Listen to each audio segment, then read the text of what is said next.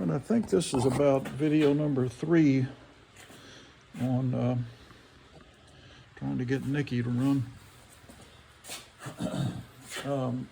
I did not have a coil, spring coil, that wasn't broken that would fit in here. So I've had to go and just get another rewinder. And this one works and like it's supposed to, and you can see that it has all the little parts necessary. There's nothing broken off like on the other one. So let's see, it even has the 2 screw holes here for the dipstick. So let's put this old guy on here and see what happens. But before we do that, we need to address the fact that this kill switch is not going to work the way it is now. So what we're going to do is see if we can adjust this while it's on the mower. And the way to make this piece move further away so it's not touching and killing the engine, because I've got it clamped down, but that is, I think it's touching, so it would kill it. It would ground it out.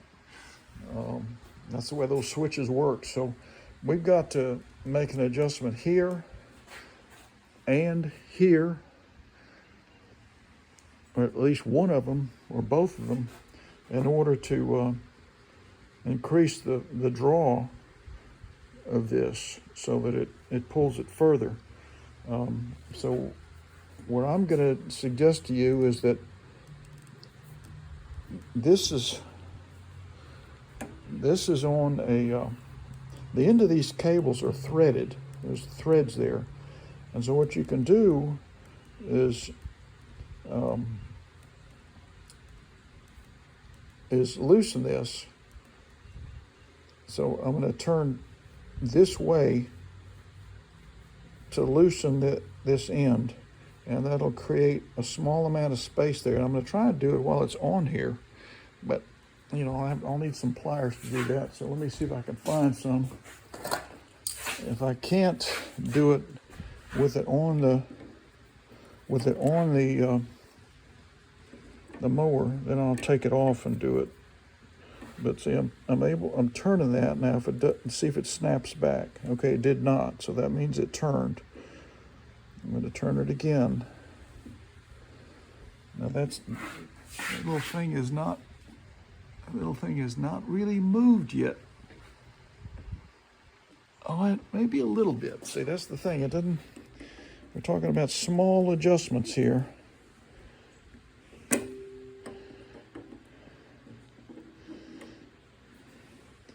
Another one. Now eventually you'll slip it off the threads completely, and you don't really want that, but you can sort of adjust these little guys. Let's see if that, okay, you see how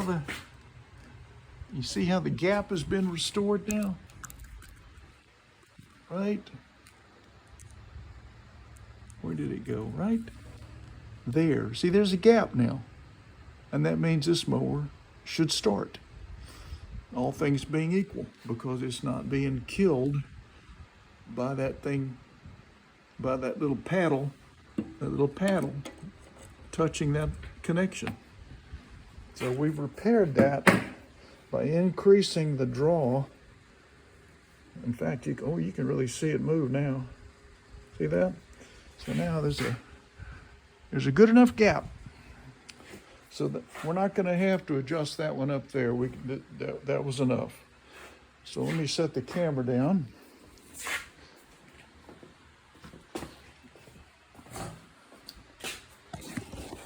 And that was quite successful. I'm glad I could show you guys how to do that without even taking the cable off. It's much better.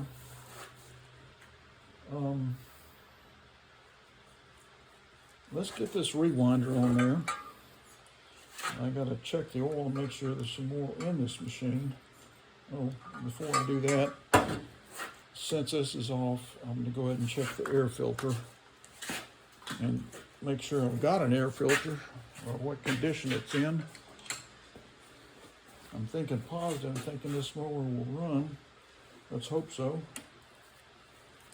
Let's hope it doesn't have a sheared key or bent crankshaft, any of that kind of stuff. And the filter does not exist, so there is no filter. And the carburetor is absolutely filthy because it's been run without a filter. Let me show you what I mean.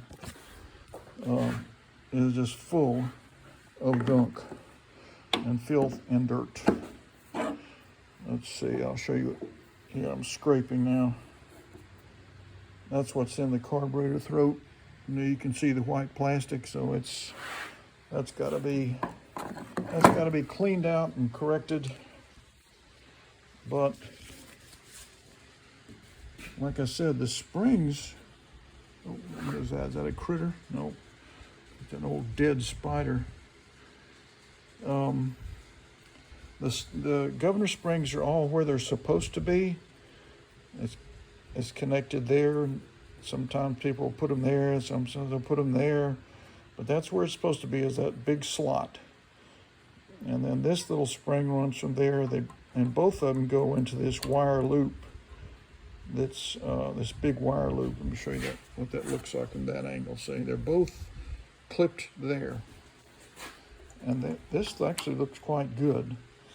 But I'm gonna have to take all this off and clean that carburetor out. Just terrible. So let me start taking this. Tank off, but it's got to come off. And it's just the carburetor's nasty. It's got to be cleaned and or replaced. So there's a 3/8 and a 1/2. I'm going to get this 3/8 started coming out of there.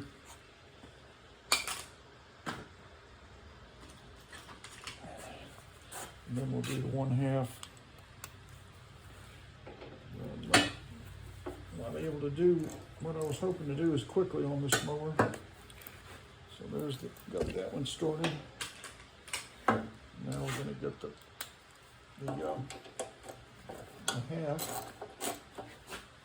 And let me get my electric drill to speed things up. I'll get the 3/8 out of there. I need to move this out of the way.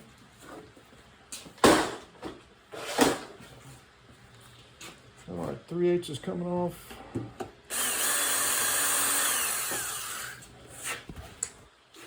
And here comes the 1/2. Let me get that tank off of there.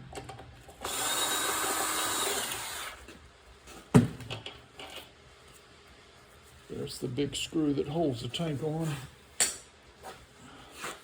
Now you can just start wiggling and pulling. And that's going to pull this off of there. I'm still looking for critters. Black withers are going to jump out and try and get me like they did the other day. All right, that slipped off real good. Gotta save that, don't lose that. And take a look at what this fuel looks like. It actually looks pretty good. So let me set this aside.